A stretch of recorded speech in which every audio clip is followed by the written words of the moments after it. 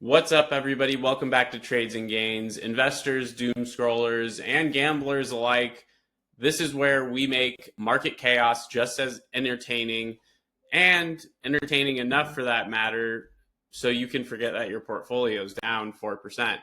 Today's headlines: Trump drops truth bombs on Truth Social, oil spikes like it's 2003, retail sales tank again, and the Fed's dot plot could wreck your bullish dreams on Wednesday, aka tomorrow. So let's go ahead and, as Steve Irwin would say, dive right in, because we're unpacking it all, plus the juiciest options flow and dark pool moves that the whales don't want you to see. Let's get into it. So first things first, our market snapshot, like we kick every show off with. We saw the market throw a tantrum today. The Dow was down 0.7%. The S&P 500 was down 0.84%. The NASDAQ was down 0.98%. And oil was up 4.49%. That's not a typo on that one. Just because everything else was red, we had to have a winner of the day. But why did this happen exactly? Well, because of geopolitics. Simple as that. Trump hopped on Truth Social and casually implied he knows where Iran's leadership is hiding and may or may not take him out.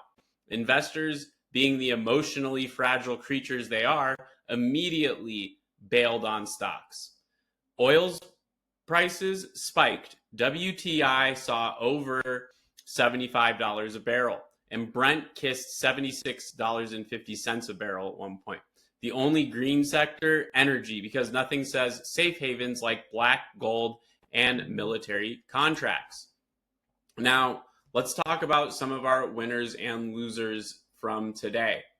Winners, we had XLE up 0.94%, the energy ETF doing laps around the rest of the market today. We also had PLTR, RTX, and LMT. Defense names ripped on war premiums. We also had uranium plays, URA, and crypto adjacent stocks like Circle climb too. Apparently, even crypto wants to be a flight to safety asset now. The losers for today, tech bled out. Apple, Microsoft, Nvidia all ended the day in the red. We also had clean energy get obliterated. Sunrun was down 43%. SETG was down 39%, and ENPH down 27%. Thanks to a GOP bill targeting solar credits. And by the way, the big update on that was they were originally going to start taking those credits away in 2032. That timeline got pushed up to that starting to get phased out in 2026 to end the program effectively by 2028. So that's why we saw the major sell-off. They didn't announce it until market close yesterday. So yeah, that was fun to deal with. And airlines and retail didn't escape either. They took it on the chin, and they're just going to have to deal with it. Now, we also had retail getting absolutely wrecked, as always. Retail sales dropped 0.9% in May. Way worse than expected, because we were expecting a 0.6% drop, so not great. The narrative is simple, though. Consumers front-load spending in March to beat Trump's tariffs. Now they're broke, tired, and staring down $6 avocados. Auto sales fell 3.5%. Gas station receipts down again. Restaurant sales posted their biggest drop in 2 years, meaning people aren't even rage spending on takeout anymore. Yes, the core number, excluding autos, gas, building materials, rose 0.4%, but let's not pretend lipstick on a pig changes the pig at the end of the day. Now on to the real tension. The Fed meeting on Wednesday. What's at stake? Will Powell signal actual cuts? Will he play coy and just smile through a gritted teeth? Or will the dot plot move from 2 cuts to 1? Here's the catch. If oil keeps surging, inflation expectations will rise again, making it harder for the Fed to ease, even if demand craters. Powell's press conference is at 2:30 p.m. Eastern. Grab popcorn or a helmet, your choice.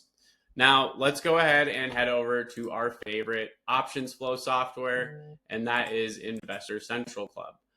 We are still running that promo where if you want this flow for a price that is less than your coffee every day, go ahead and use that code 130.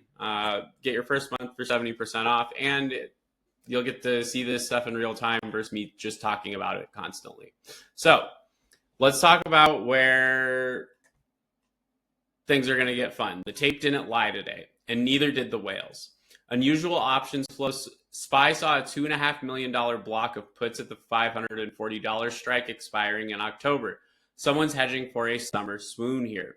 Tesla had massive put volume with 13.9K contracts at the $160 strike. Big bet on EVs are dropping left and right here. We also saw CRWD, Apple, and MU all lit up with defensive put sweeps. Big money is playing defense on this side. And bullish bets, we saw a $15 million call sweep on Amazon. Someone says e-commerce will eat retail's lunch. And NVIDIA still seeing heavy dark pool prints, over 23 million in call flow just today. Now let's go ahead and shine a flashlight into the shadows and look at some of our dark pool prints from today. So let's filter this by our total cost. And first things first, we're going to see here is we had QQQ with multiple prints over 160 million here. We had some at 131 million, 109 million. You get the point. And that hit midday.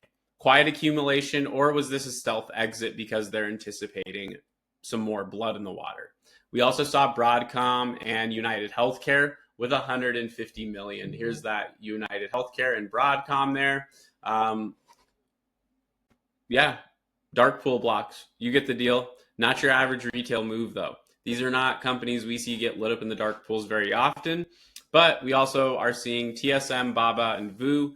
Consistent flow in the names linked to Asia. Could be hedging the Tokyo-Washington breakdown, basically. Smart money is clearly not all bullish on this tape. The tape is cautious, defensive, and hedged, and with war risk rising. So this all kind of makes sense right now. So let's go ahead, flip back over, and break this down and bring it home for y'all. So what's the move here?